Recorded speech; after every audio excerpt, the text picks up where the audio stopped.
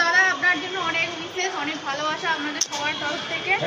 আর ভালোভাবে কাজ করুন। আর একটা কথা জিজ্ঞাসা করা হয়েছে, গড়টার পরিমাণ বেড়েছে তো? হ্যাঁ, কত হয়েছে এখন? ওই 400 থেকে 500-র মধ্যে গড়, আবার টোটালটা গোনা হয় না, একটু বেড়েছে।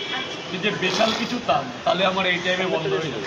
আচ্ছা, আর একজন আছে শিয়ালদায় বসেন, ওনার নাকি 5000 গড়টা করতে। আমি বলতে পারি, আপনি কন্ট্রোভার্সির মধ্যে থাকতে চাই না, ঠিক আছে, হতেও পারে।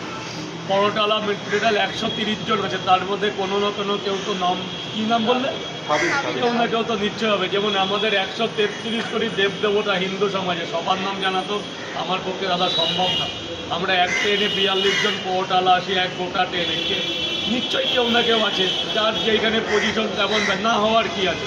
5000 পরোটা সে যদি বেঁচে থাকতে পারে ভালো তো, তারও তো পরিবার আছে, তার তো আত্মীয় স্বজন আছে, অত্যন্ত কষ্টের কাজ।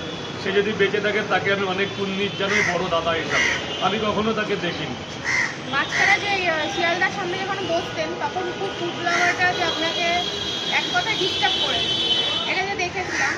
আর একটা বাচ্চা ছেলেও এসে আপনি এসেছিল, মানে খেতে দিয়েছিল, মানে আপনি তাকে রিভিউ দিতে দেননি, এই ব্যাপারটা কি হয়েছে? ওই সময়টা ওই জায়গাটা একটা ধামাকা চলছিল, মানে আমি তখন পরিস্থিতির বাইরে চলে গেছিলাম, ওই জন্য কিছুদিন ব্লগিং বন্ধ রাখতে চেয়েছিলাম। নির্দিষ্ট জায়গা আবার পেয়েছি, আবার সবাইকে আমন্ত্রণ জানানো। মানে ব্লগ চালু করে দিয়েছো তুমি? হ্যাঁ, অনেক আগে থেকে। তারপর মাইকও পড়ে গিয়েছিল। ওটা কেউ একজন লাকা থেকে বাইচান্স হাত স্লিপ করে পড়ে গেছে, ওটা বাইচান্স হয়ে যেতেই পারে, ওটা নিয়ে আমি মন্তব্য করিও নি আর করবো না। এটা খোলা ছিল, আপনি ধরুন দিদিভাই হাতে পড়তেই পারে, কোনো ব্যাপার না, হাত থেকে ওটা ওটা উনি হয়তো ভুল করে বলছিল, মানুষ মাত্র ভুল হয়ে যায়। উনিও বুঝতে পারেনি, যেহেতু একটা মাইকের 2-2.5 টাকা দাম, তো হট করে পড়ে গেছে, আর উনিও হাত করে, আর যেহেতু ক্যামেরার জামানা, এগুলো অনেক কিছু বাস্তবতার মধ্যে ধরলে হয় না। না রাজুদা, আমাদের ফোনপে পরোটা বলছে যে তুমি নাকি পরোটা বাসি, এটা বলো, আমার মন্তব্য আমি করতে চাই না। আমি আমার বিজনেসকে ভালোবাসি, আমি আমার খাবার কিভাবে মানুষের মধ্যে আরও ভালো করতে চাই, এরকম খোলা আকাশের নিচেই থাকতে চাই, কোনো রেস্টুরেন্ট কোনো রেস্তোরাঁ করতে চাই না। তোমার কি কোনো আউটলেট আমরা দেখতে পাবো? কোনো দিন না, আমি এখানে এইভাবেই করতে চাই। সবার মনে তো শখ আল্লাহ থাকে বড় বড় ব্র্যান্ড করবে, আমি ফুটপাতে 14টা বছর ধরে বিজনেস করেছি, মানুষের ভালোবাসা পেয়েছি।